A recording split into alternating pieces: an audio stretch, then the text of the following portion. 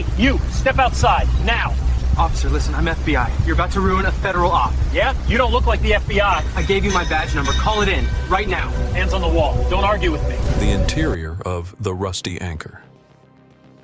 A dive coffee shop located in the industrial district of Seattle, Washington smelled of damp wool roasted coffee that had been sitting on the burner too long and the faint metallic tang of the shipyard nearby.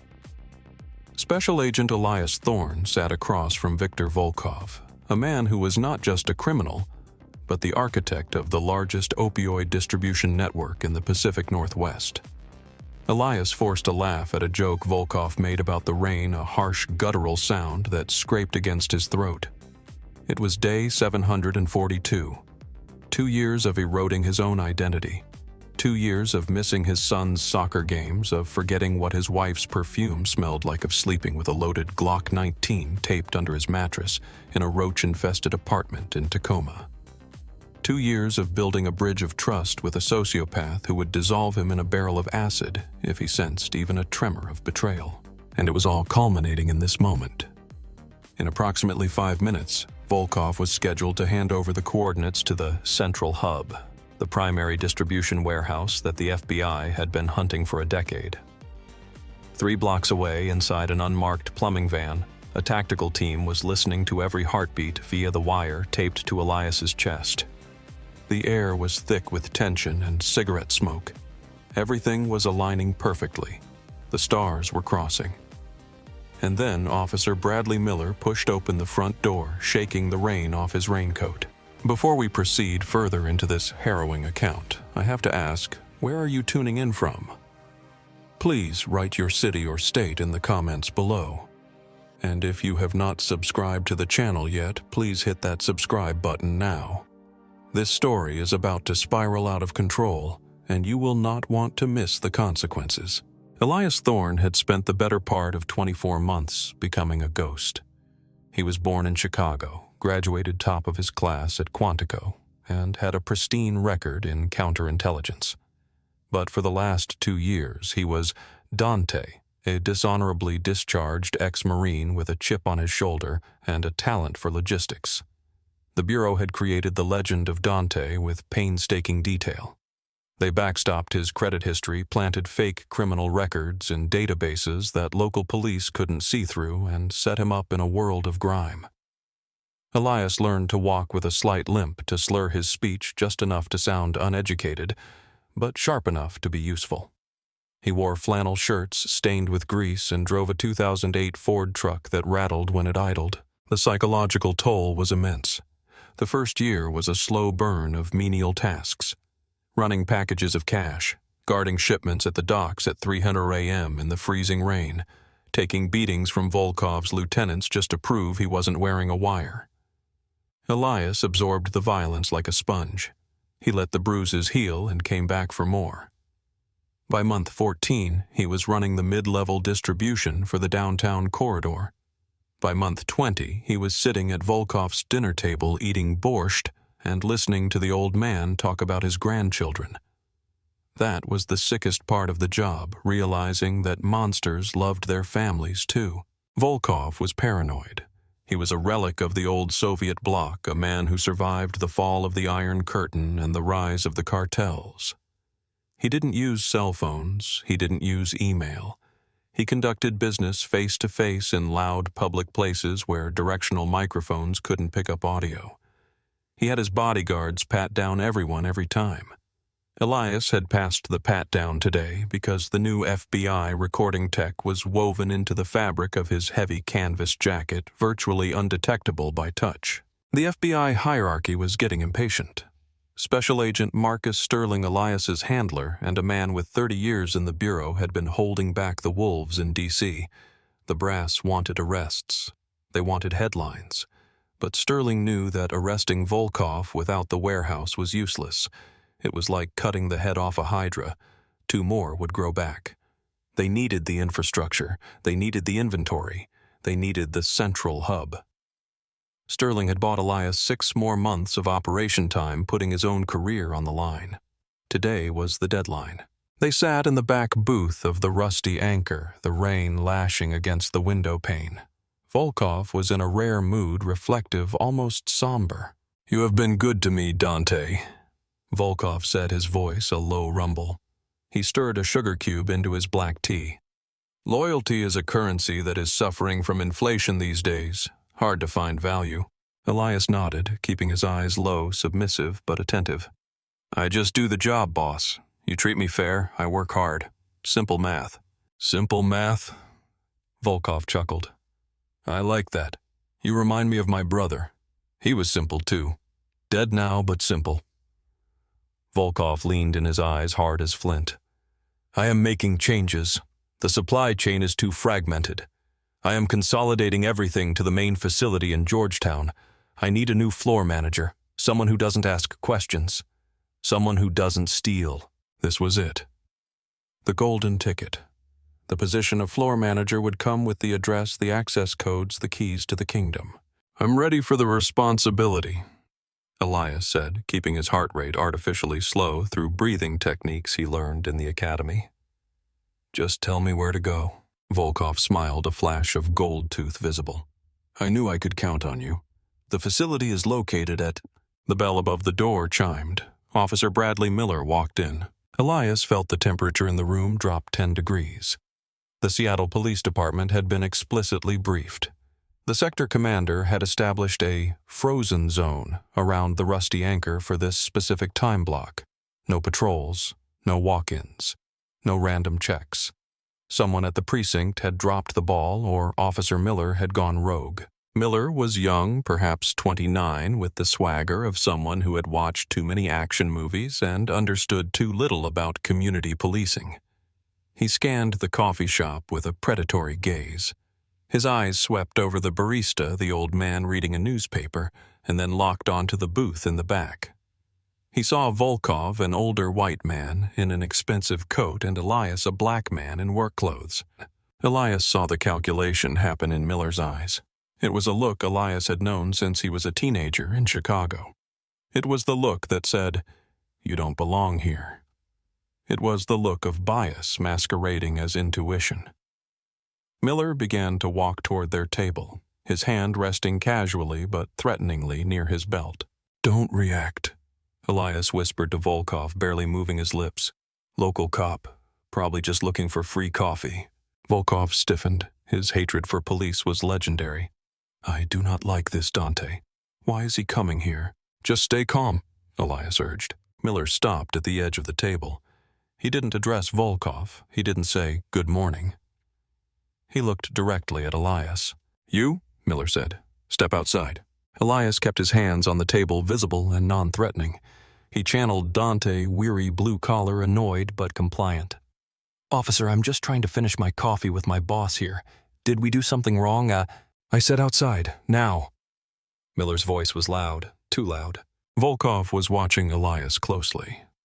If Elias acted too submissive, like a criminal afraid of the law, Volkov might get spooked. If Elias acted too confident, like a Fed, Volkov would definitely get spooked. Elias had to thread a needle while riding a unicycle. "Give me a minute," Elias said to Volkov, standing up slowly. "Let me sort this out." He followed Miller out into the cold, gray drizzle of the Seattle afternoon. The sidewalk was slick. Elias moved close to Miller, lowering his voice to a desperate whisper. "Officer, listen to me. I am Agent Elias Thorne, FBI. Badge number 9942. I am in the middle of a federal undercover operation. The man inside is a high-value target. You need to walk away.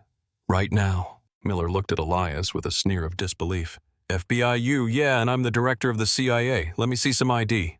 "I am undercover," Elias hissed, checking the window to see if Volkov was watching. He was. "I don't have my badge on me. That is the point of being undercover. My team is in a van 3 blocks over. Call your sergeant, call Chief Hayes. Just verify it, but do it away from here." Miller stepped closer, invading Elias's personal space. "I'm not calling anyone. I saw you inside. You look like the description of a guy selling stolen electronics in this neighborhood. Nervous, shifty. I am nervous because you are blowing a 2-year investigation." Elias struggled to keep his voice down. "We have deconfliction protocols. You shouldn't even be in this sector. Why are you here?" "I go where I want. Miller said, puffing his chest out. "And I don't buy your story. You guys always have a story. I'm a Fed. I'm waiting for a friend. I didn't do it. You people are all the same." The phrase hung in the wet air like a toxic cloud. "You people." Elias stared at him. "My people, you mean federal agents?" "I mean people who look like you don't work for the FBI," Miller said loud enough for a passerby to hear. "Turn around and put your hands on the wall. I'm searching you." Inside the coffee shop, Volkov stood up. He had seen enough. The body language outside was aggressive. The cop wasn't leaving. Dante was being detained. Volkov didn't survive 30 years in the criminal underworld by waiting around for handcuffs. He threw a $100 bill on the table and walked out the back exit, slipping into the alleyway and disappearing into the labyrinth of the industrial park. Elias saw the movement through the window. His heart shattered. 2 years. 742 days. Gone. "You just lost him," Elias said, his voice hollow. "He's gone. The target is gone." "Shut up and turn around," Miller barked, grabbing Elias's arm. "Officer 2 Alpha 9, a voice boomed from the street. Miller froze. A black government SUV screeched to a halt at the curb. Special Agent Marcus Sterling stepped out, and he looked like the wrath of God. Sterling was a tall man with silver hair and a demeanor that stopped arguments before they started. He flashed his gold badge, holding it inches from Miller's face. "Special Agent Sterling, FBI, release my agent immediately." Miller let go of Elias's arm, stepping back. He looked from Sterling to Elias, confusion warring with fear on his face. "You're Agent Thorne," Sterling said, not looking at Elias, keeping his eyes locked on Miller. "Did the target clear the building?" "He went out the back, Marcus," Elias said, wiping rain from his face. "He's gone. He'll burn his phones. He'll move the inventory. The warehouse is a ghost town by now." Sterling turned back to Miller. "What is your name and badge number?" "Officer Bradley Miller, badge 488. He didn't have ID. He fit a description." "What description?" Sterling demanded, stepping into the rain, his expensive suit getting soaked. "Did you have a suspect description of a black male 6'1" wearing a Carhartt jacket sitting in a coffee shop drinking tea? Or did you just see a black man and decide he was guilty of something?" Miller stammered. I was investigating suspicious activity. He claimed he was FBI. Anyone can claim that." "He gave you his badge number," Sterling said, his voice rising. "We have the audio recording, officer. We heard him tell you his name, his agency, and his badge number. We heard him beg you to verify it. We heard him tell you about the operation. And then we heard you say, 'You people don't work for the FBI.' Do you want to explain to me right now on the record what you meant by that?"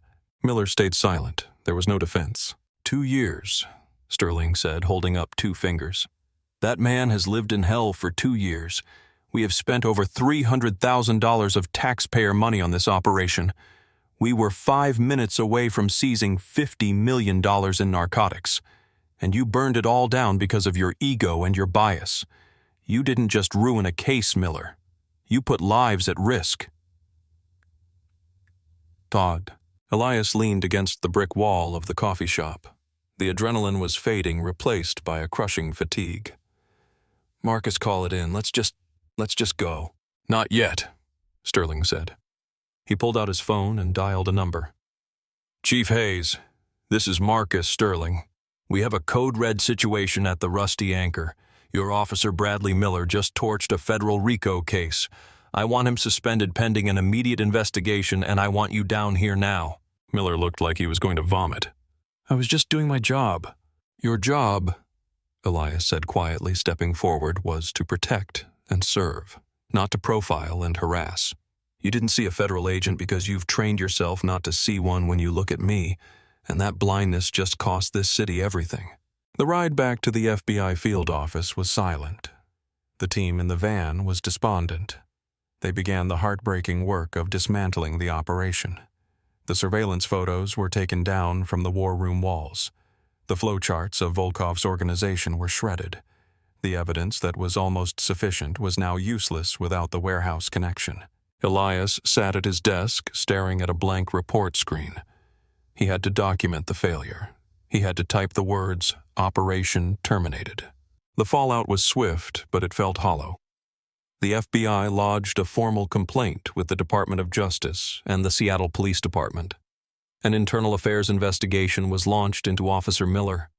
The findings were damning. It wasn't just this incident. Miller's file showed a pattern of stops that disproportionately targeted minorities in areas where he assumed they didn't belong. He had been warned twice by supervisors, but protected by a culture that viewed aggressive policing as proactive. Chief Elizabeth Hayes, to her credit, did not try to bury it. She listened to the FBI's audio recording.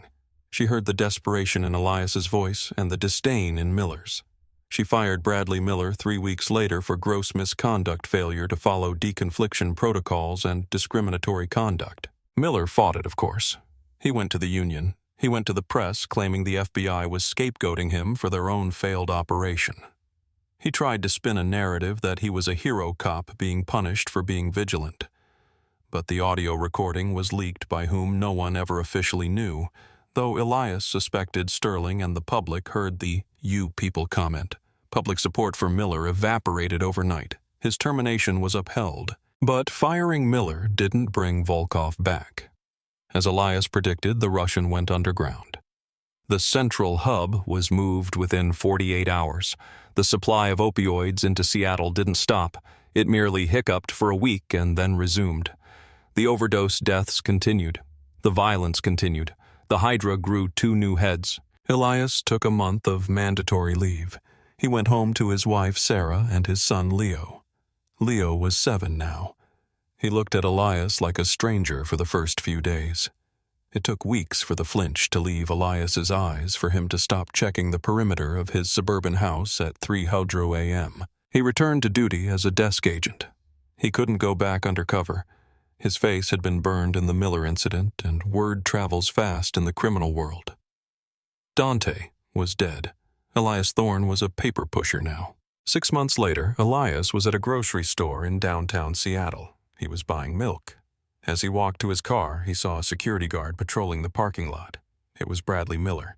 He was wearing a cheap uniform, looking tired, checking door handles. Miller saw Elias. He stopped. Recognition flashed in his eyes, followed by shame. He looked like he wanted to say something, perhaps scream, perhaps apologize. Elias paused his hand on his car door. He looked at the man who had cost him 2 years of his life. Elias didn't say a word. He got in his car and drove away. There was nothing to say. Miller was living his punishment, a life of irrelevance, knowing he was the architect of his own downfall. But as Elias drove home, he couldn't help but think about the math. 2 years of salary operational costs, surveillance equipment, overtime, easily $500,000. The potential street value of the drugs they missed, $50 million. The number of lives that would be lost to overdoses because the supply chain remained intact, uncountable. And all of it hinged on 4 minutes. If Miller had walked in 4 minutes later, Volkov would have given the address. If Miller had been a different officer, one without bias, he might have listened. If. The story of Agent Elias Thorne and Officer Bradley Miller never made the front page of the New York Times. It was a bureaucratic tragedy, a statistic in a government file. But inside the bureau, it became a legend, a cautionary tale taught to new recruits about the fragility of justice. So what is the valuable lesson we must take away from this story? The lesson is the catastrophic cost of implicit bias. Often people view bias or racism as hurt feelings or social rudeness. They think the damage is limited to an individual being offended. This story illustrates that bias is an operational failure. Officer Miller's inability to envision a black man as a federal agent didn't just hurt Elias's feelings, it blinded Miller to reality. It made him incompetent. His prejudice acted as a filter that blocked out the truth that he was speaking to a superior officer and replaced it with a lie that he was speaking to a criminal. When we allow stereotypes to dictate our actions, we stop processing information logically. We stop seeing the world as it is and start seeing it as we fear it to be. In high-stakes professions like law enforcement, medicine, or leadership, this blindness is not just a character flaw. It is a liability that costs money, destroys careers, and endangers lives. Furthermore, it teaches us that competence requires humility. Miller had 3 opportunities to de-escalate. He had 3 chances to listen. But his ego, fueled by his bias, refused to let him back down. He valued being right in the moment more than he valued the truth. In your own life, when someone challenges your perception of reality, take a breath. Listen. Verify. Do not let your assumptions be the wall that you crash your career against. The world is often far more complex than our first glance suggests, and the cost of refusing to see that complexity can be higher than we can ever imagine.